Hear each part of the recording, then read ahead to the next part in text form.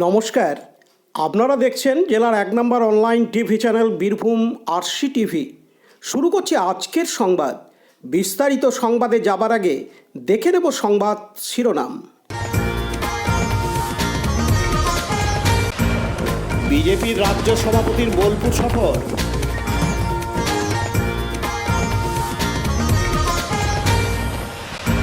খয়রাশোলে অনাবৃষ্টির জন্য কলাই চাষে জোর শহর কৃষি আধিকারিকের। বন্যপ্রাণী সংরক্ষণে আদিবাসী পাড়ায় সচেতনতামূলক প্রচার সাঁইথিয়ায়। মোরারই নাগরিক মঞ্চের পক্ষ থেকে ট্রেন যাত্রীদের জলখাবার বিতরণ।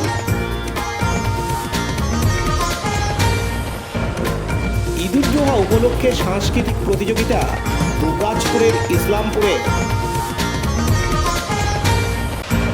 হনুমান মন্দির তৈরি ও মূর্তি স্থাপন মোরারইয়ের গোপালপুর গ্রামে।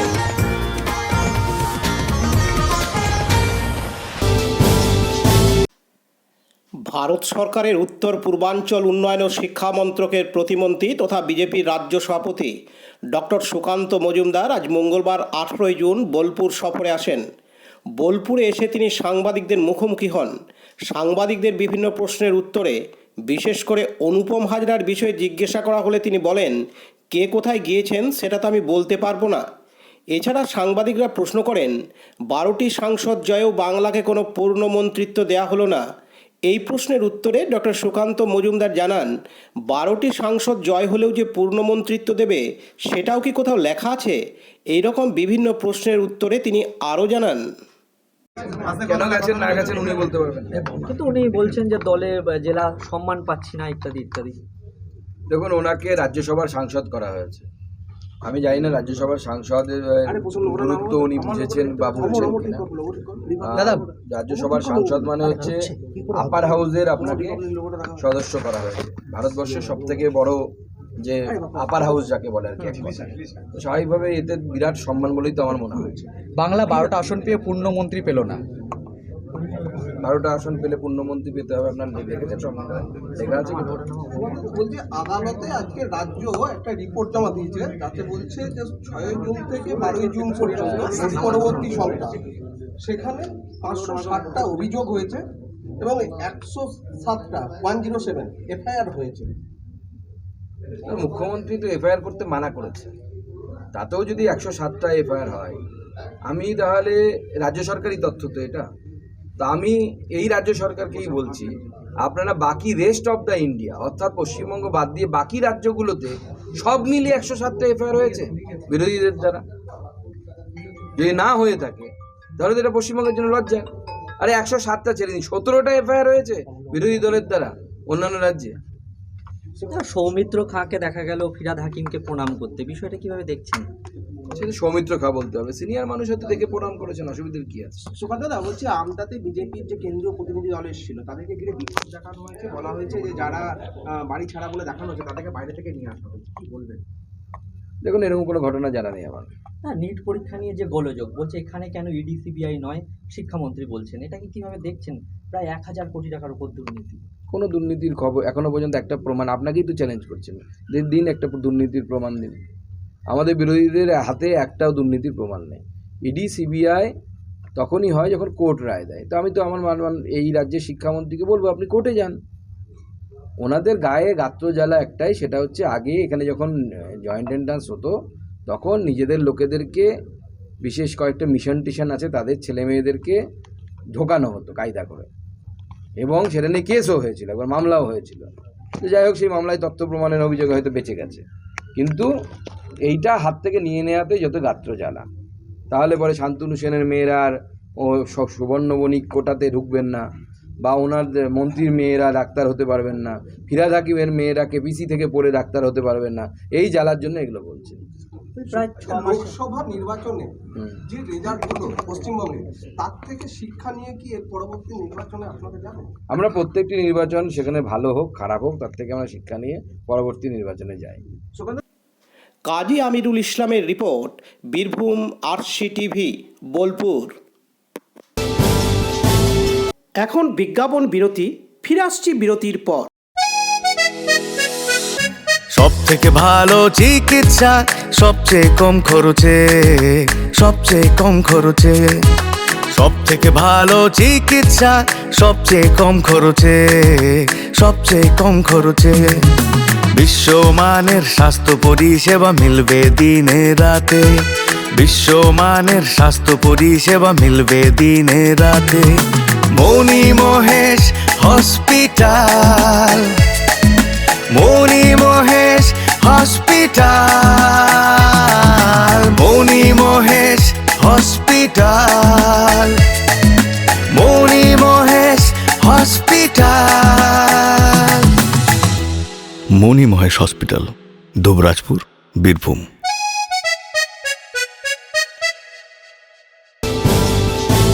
ফিরে এলাম বিরতির পর।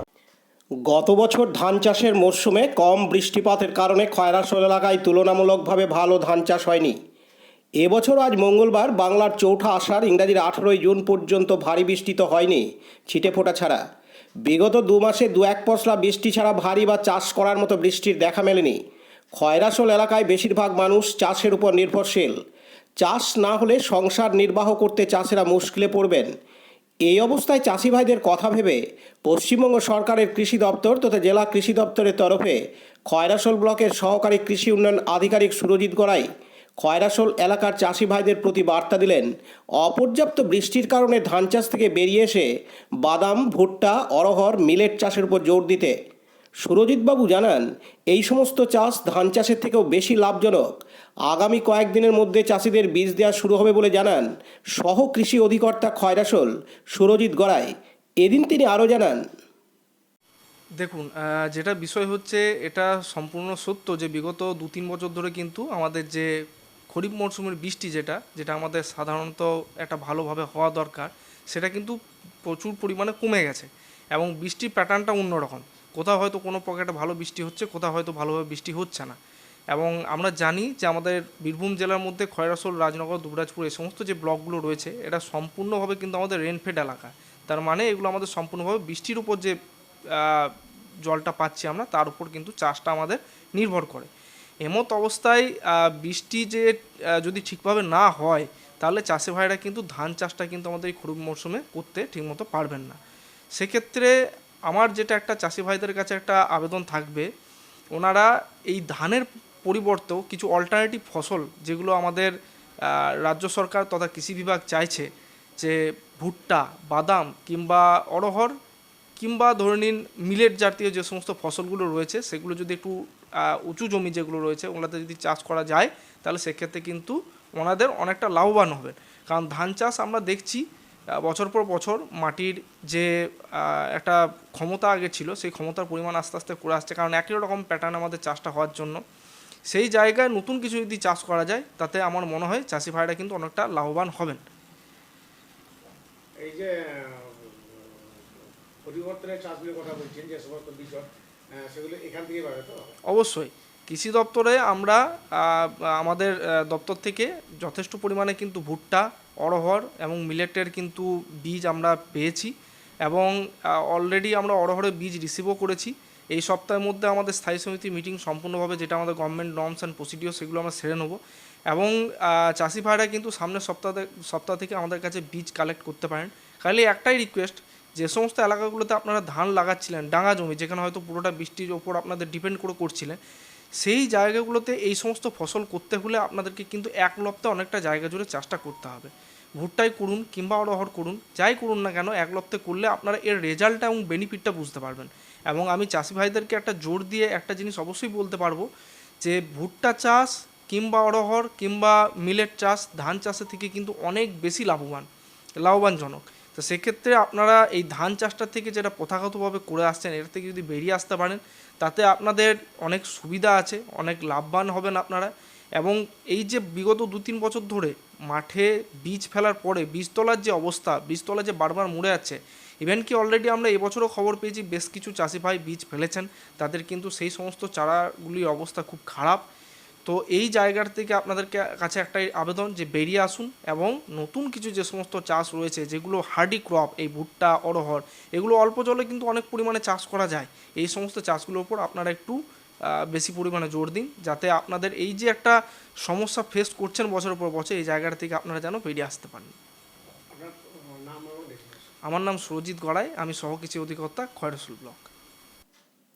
পাশাপাশি এদিন স্থানীয় চাষি শেখ সাদেক ও ধনপতি দাস ভাইরা বলেন, খয়রসুল এলাকাতে এবছর ভালো বৃষ্টি হয়নি, গত বছরও তাই। তো আপনি বীজতলায় বীজ ফেলেছেন? হ্যাঁ, আমরা কিছু জমির বিচন ফেলেছি। তো এই যে চাষের যে পানির যে অবস্থা, পানি তো নাই আমাদের, তো বিচন বের হবে কিনা সন্দেহ আমাদের। না, বৃষ্টি একদম নাই। না হয়তো চাষের অবস্থা গতবারে যেটা হয়েছিল সেটা এবারও মানে আমরা অনুভব করছি, তাই যে ভয় লাগছে যে চাষ হবে কিনা সন্দেহ। চাষের উপরে নির্ভর। হ্যাঁ হ্যাঁ, ওই বিঘে 10-12 আছে। না, বৃষ্টি হয় নাই। যদি ওই চাষ মাছ কিছু যদি নতুন কিছু বিজন টিজন পাওয়া যায় তাহলে করা যাবে। হ্যাঁ, শেখ সাদেক, বাড়ি বুধপুর। গত বছরে খয়রসুল এলাকাতে ভালো বৃষ্টিপাত হয়নি, এবছরও তাই।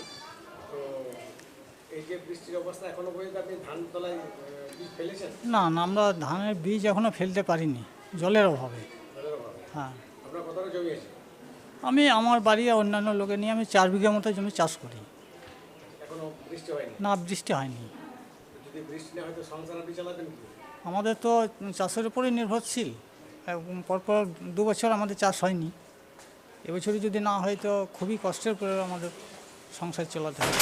আপনি সরকারের কাছে কিছু আবেদন করবেন? আমি সরকার যদি এখন ভাবনা চিন্তা করেন, এই যে পরপর 2 বছর আমাদের চাষ হয়নি, এবছরে যদি না হয় তাহলে কিছু যদি সরকার পক্ষ থেকে কোনো সাহায্য করেন, অন্য বিকল্প কোনো চাষ করার জন্য, তাহলে উপকৃত হবো একটু। হ্যাঁ, কলাই চাষ এইসবগুলো তো জলের অভাবে, আমাদের জলের সংকট তো বেশি হয়ে গেছে। বিনা জলে যে চাষটা হয় আর কি, সেরকম একটা আমরা যদি সুযোগ সুবিধা পাই সরকারের পক্ষ থেকে, আমরা উপকৃত হব খুবই। আমার নাম ধনপতি দাস, বাড়ি লোকপুর, খয়রসুল ব্লকে। বিপিন পালের রিপোর্ট, বীরভূম RCTV, খয়রাসোল। এখন বিজ্ঞাপন বিরতি, ফিরে আসছি বিরতির পর। RCS Network, High Speed Internet Broadband Cable TV and Landline Service Provider, Dubrajpur, Birbhum.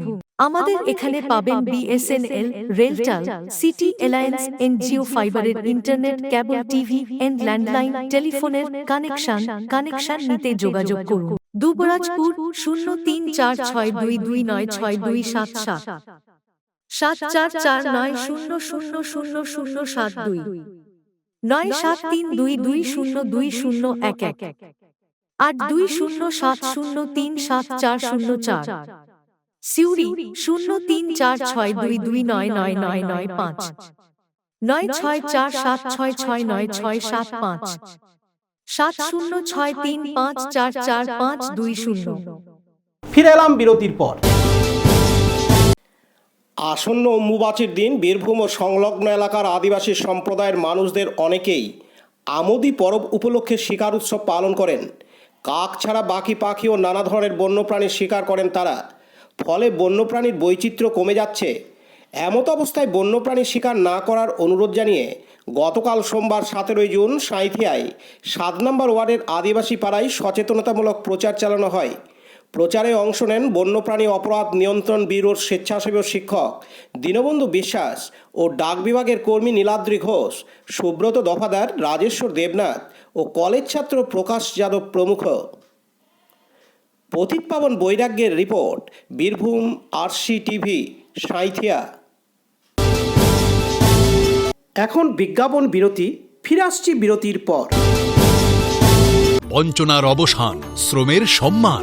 100 দিনের কাজের অদক্ষ শ্রমদানকারীদের জীবনে এলো নতুন প্রভাতের আলো। মাননীয় মুখ্যমন্ত্রী মমতা বন্দ্যোপাধ্যায়ের উদ্যোগে তাদের 2 বছরের বকেয়া মজুরির বঞ্চনার অবসান হলো। সম্পূর্ণ রাজ্য সরকারের নিজস্ব তহবিল থেকে 2651 কোটি টাকা ব্যয়ে 59 লক্ষ অদক্ষ শ্রমদানকারীদের বকেয়া মজুরি প্রদান করা হয়েছে। হাসি ফুটেছে রাজ্যের সকল অদক্ষ শ্রমদানকারীদের মুখে। পঞ্চায়েত ও গ্রামোন্নয়ন দপ্তর, পশ্চিমবঙ্গ সরকার কর্তৃক জনস্বার্থে প্রচারিত। ফিরে এলাম বিরতির পর। গতকাল সোমবার 17 জুন রাত্রে বীরভূমের মুরারই নাগরিক মঞ্চের তরফ থেকে মুরারই রেল স্টেশনে কাঞ্চনজঙ্ঘা এক্সপ্রেসের যাত্রীদের জল, মিষ্টি, বিস্কুট বিতরণ করা হয়। কারণ নিউ জলপাইগুড়ির কাছে এই কাঞ্চনজঙ্ঘা এক্সপ্রেস ট্রেনটি দুর্ঘটনার কবলে পড়ে। যদিও এই দুর্ঘটনায় যাত্রীদের খুব বেশি ক্ষতিগ্রস্ত হয়নি, তবে বেশ কিছু যাত্রী আহত হয়েছেন। কিন্তু দুর্ঘটনার কারণে এই ট্রেনের মধ্যে থাকা অনেক প্যাসেঞ্জারও ছিল যারা এই ট্রেনে আসছিলেন। তাই তাদের জলখাবারের ব্যবস্থা করা হয় মুরারই রেলওয়ে স্টেশনে মুরারইয়ের নাগরিক মঞ্চের পক্ষ থেকে। সেই সঙ্গে বেশ কিছু প্যাসেঞ্জারও মুরারই স্টেশনে নামেন, তাদেরও স্বাগত জানানো হয়। এদিন কাঞ্চনজঙ্ঘা এক্সপ্রেসে ট্রেনে থাকা এক যাত্রী, যিনি দুর্ঘটনার সময় এই ট্রেনেই ছিলেন, তিনি জানান, আসলে আমরা একটা পারিবারিক ট্যুরে গেছিলাম দার্জিলিংয়ে আমরা 3-4 দিন কাটানোর পরে আজকে আমাদের ফেরার কথা। তো আমরা যথারীতি 7:30টার সময় এনজিপি স্টেশনে এই গাড়িটা ধরি, মানে কাঞ্চনজঙ্ঘা এক্সপ্রেস। তারপরে গাড়িটা 1 ঘন্টা চলার পরে হঠাৎ করে দেখা যায় যে একটা ঝাঁকুনি পিছন থেকে তীব্র 3-4বার ঝাঁকুনি। তো প্রথমে প্রাথমিক অবস্থায় বুঝতে পারা যায়নি যে কী হয়েছে। তার কিছুক্ষণ পরে হইচই বোঝা গেল যে পিছন থেকে মালগাড়িটা ধাক্কা মেরেছে। এটা টেকনিক্যাল ফল্ট না কী ব্যাপার সেটা তো রেলওয়ে ডিপার্টমেন্ট যারা অথরিটিস আছে তারা ইনভেস্টিগেট করবে। কিন্তু প্রাথমিকভাবে মনে হয়েছিল যে পিছন থেকে কিছুতে একটা ধাক্কা লাগার একটা ব্যাপার। তো সঙ্গে সঙ্গে আমরা যে কামরায় ছিলাম সেটা একটু ডিসকানেক্ট হয়ে যায় বলে আমরা লাকিলি ভগবানের কৃপায় বেঁচে গেছি। আর এই ট্রেনের মধ্যে একটা প্যানিক তৈরি হয়, ছোটাছুটি দৌড়াদৌড়ি শুরু হয়। আমরা সবাইকে কাউন্সেলিং করি যে না কিছু হবে না, যা হবার হয়ে গেছে লস, এবার আপনারা শান্ত হয়ে ধৈর্য হয়ে বসুন। আর রেলওয়ে অথরিটিস বা এবং বিভিন্ন স্বেচ্ছাসেবী সংগঠন, ক্লাব বা অন্যান্য প্রশাসনিক অফিসিয়ালস যারা আছে তারা কিন্তু দারুণ সহযোগিতা করে।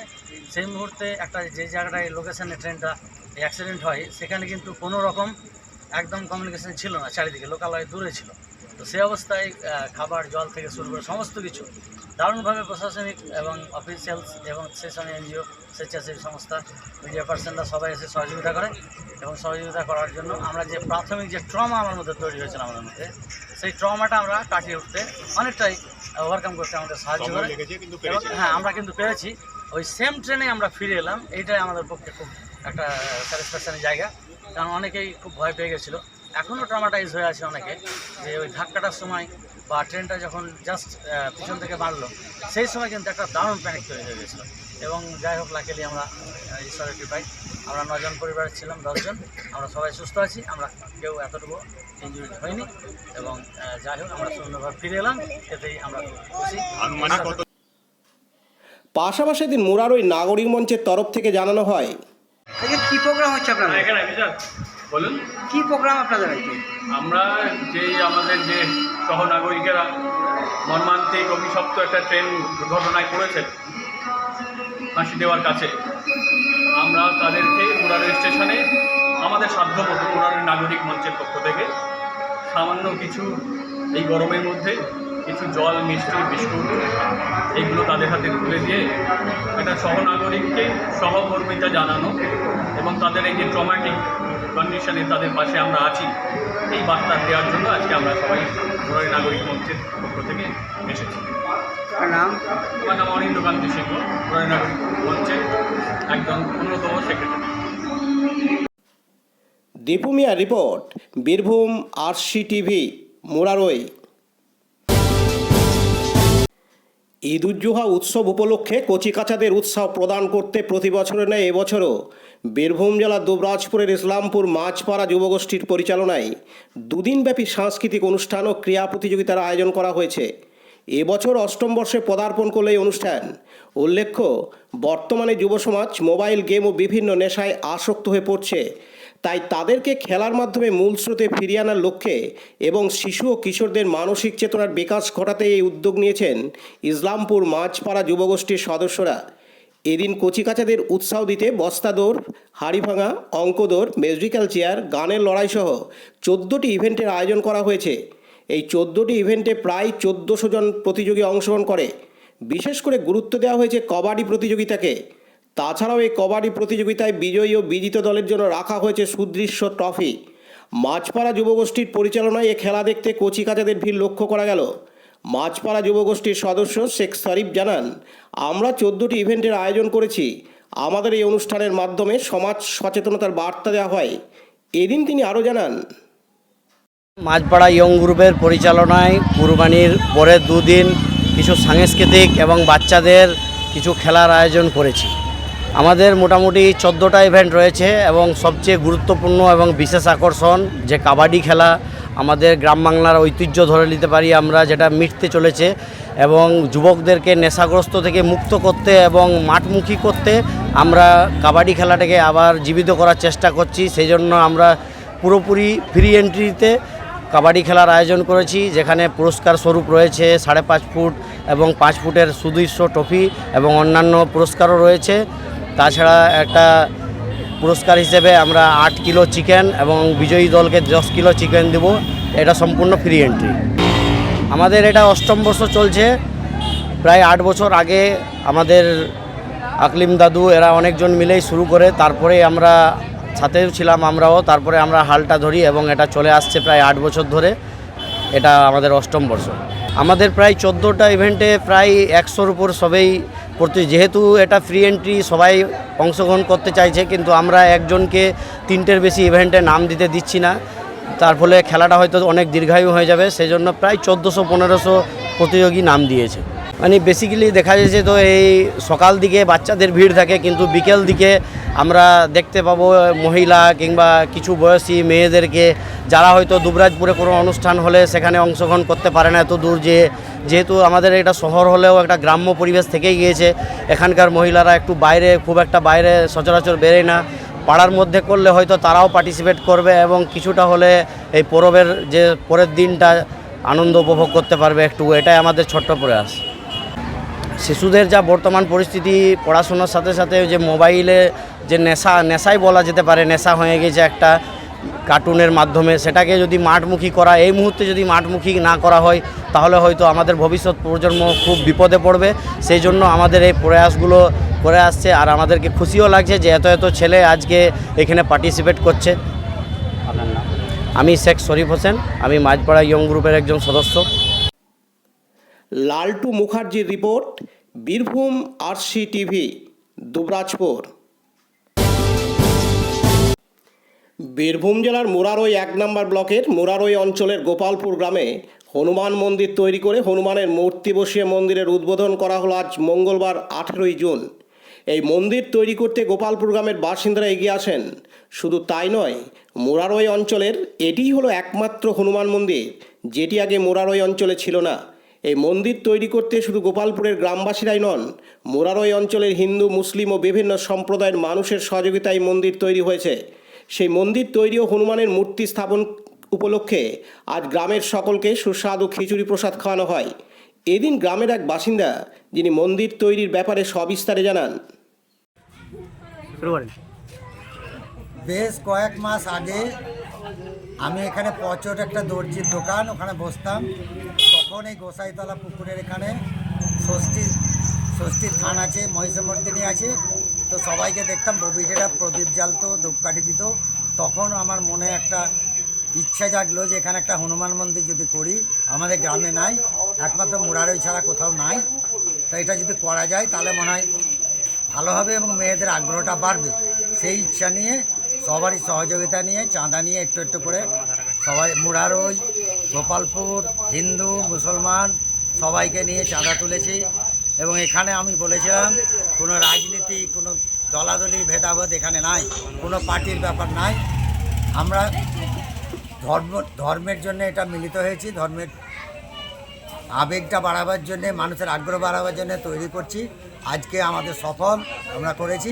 এরপর গ্রামের লোকের কাছে অনুরোধ, এই মন্দিরের পবিত্রতা, ঐতিহ্য, হিন্দু মুসলিম সকলের সঙ্গে সুখ সম্প্রীতি বজায় রেখে যাতে চলে, সেই অনুরোধ রেখে আমি শেষ করছি। ঠিক আছে, আর কে লিখবে? Dipu Miya report, Birbhum RC TV, Murarai. আজকের সংবাদ এই পর্যন্ত। পরবর্তী সংবাদের জন্য চোখ রাখুন বীরভূম আরসি টিভির পর্দায়। নমস্কার।